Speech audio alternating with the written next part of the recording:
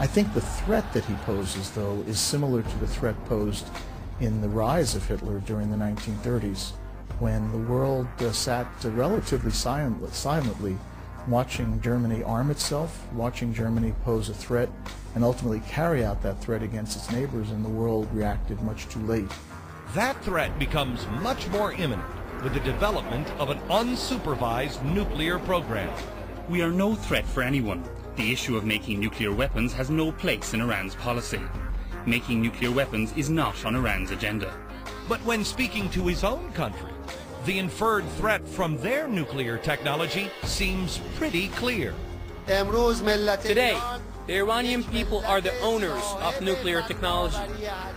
If some believe they can keep talking to the Iranian people in the language of threats and aggressiveness, they should know that they are making a bitter mistake. If they have not realized this by now, they soon will. But then it will be too late. The Iranian nuclear program is very much a threat to the United States. Iran is by far the biggest supporter of terrorism. To understand that danger, you need to see what you're not seeing anywhere else. You need to hear what you're not hearing anywhere else. To many people in Iran, we are the enemy. Are you weary? Are you weary? Then who is weary? I want them to hear you. They are close. Let the world know if anyone plans to violate the rights of the Iranian people. The Iranian people will brand the shameful mark of remorse on his forehead. A shameful mark of remorse on his forehead. I don't know about you, but I'll remember those words the next time he speaks of compassion, love, and justice.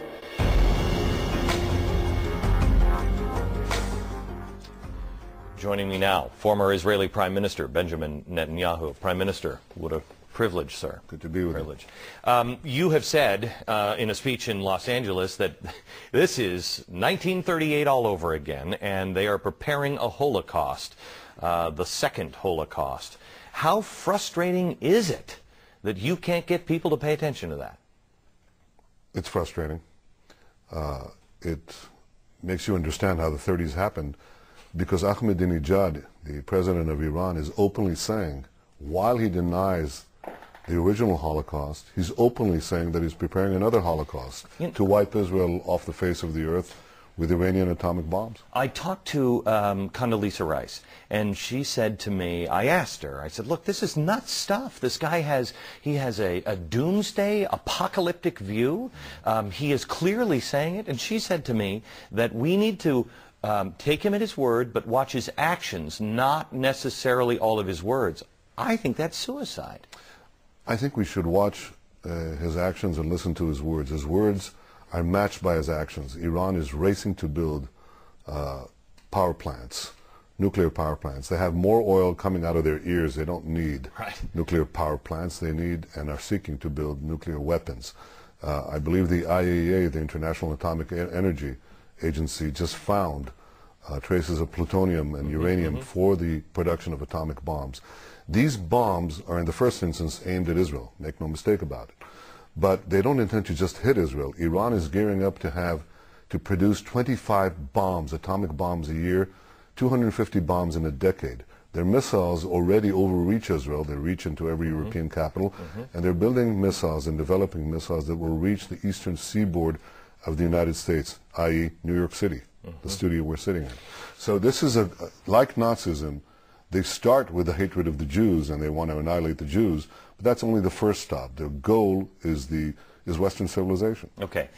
Let me go into the land of the insane that nobody wants to go to, that I see. I'm a Christian, and I I see prophecy, and I see this guy speak of prophecy of his faith, where he stands in the well of the Senate. If we can give his words here, "O mighty Lord, I pray for you to hasten the emergence of your last repository, the promised one, that perfect and pure human being, the one that will fill this world with justice and peace."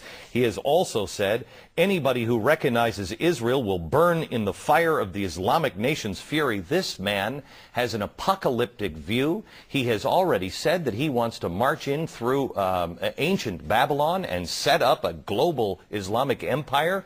Do you believe that? Do you believe this guy has that apocalyptic doomsday view? I read an interview with a Holocaust survivor about a year ago in one of the European papers, and the interviewer asked the Holocaust survivor, "What is your main lesson from the Holocaust?" And the Holocaust survivor said, "My main lesson is that if somebody tells you he's going to exterminate you, believe him." I believe that the president of Iran intends to exterminate Israel. I believe he intends to kill a lot of Westerners and subjugate others, and by the way also Muslims that don't conform with his extremist views.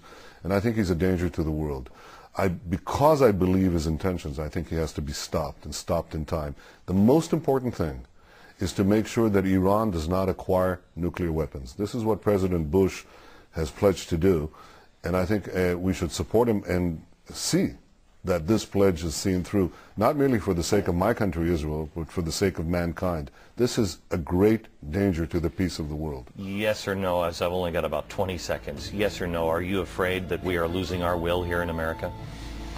I think if you engage Iran and thereby give it time to build nuclear bombs that will hit your allies and then you, that would be a mistake. I hope that my words here are a sober reminder that we have to keep our eye on the ball.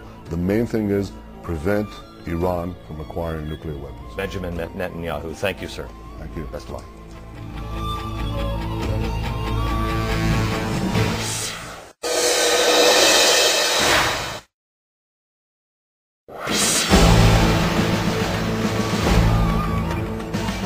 When it comes to furthering the extremist agenda, suicide missions are one of the most effective tools they have because they leverage the extremist's best weapon, propaganda. Now, what you're about to see is shocking video, some of it taken from extremist websites that we can't ensure the authenticity of.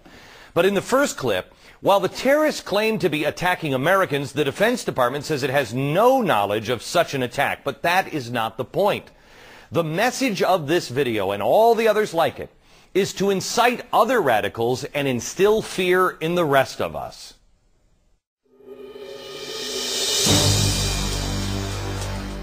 Well, the suicide bomber is essentially the poor man's nuclear weapon. هذه اللوحة هذا أبو محمد يعني الله يحفظه هذه اللوحة نحن قبل العملية بدقائق. Certainly the poor man's precision weapon, the ultimate smart bomb. أنت امشي قليل قليل وتشوفهم قدامك. The suicide bomber, it's not only the most perfect, and by the way, the cheapest precision weapon of our time, but it is the apotheosis of hatred. So you get religious faith, primal hatred, and the promise of ecstasy combined. أسأل الله العظيم يتقبل منا ومنه وتأخذ بثار المولوي نور محمد عندما قتل. What a powerful, powerful incentive to kill yourself and be a martyr to your family, to your friends, to your civilization, to your God. وإن شاء الله سنصل بكم وسننصر الطالبان حتى الموت. What you're looking at is a video that aired on Hezbollah television. It shows a small boy purportedly describing his father's suicide mission in Lebanon. This is the operation that Daddy carried out. This is a convoy coming from here, from Palestine. The way we were brought up was that martyrdom is dying in the cause of jihad against infidels.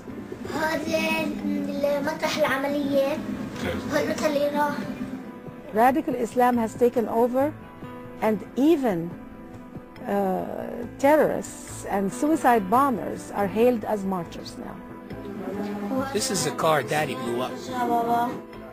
Although suicide bombers have been used in parts of the Middle East for years, some people believe that because of how effective they are at spreading fear, it's only a matter of time before the phenomenon reaches the U.S.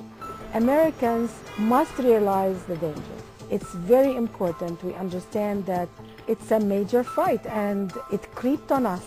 We didn't take it seriously. And now after 9/11, we must take it seriously. Now clearly the suicide bomber cannot directly defeat the U.S. military, but that's not the goal. The goal is to excite the media, to leapfrog over our military, which can't be defeated by the terrorists, and appeal directly to the home audience. I would never suggest that the suicide bomber is admirable, but I would suggest that to many in the Middle East, he is heroic.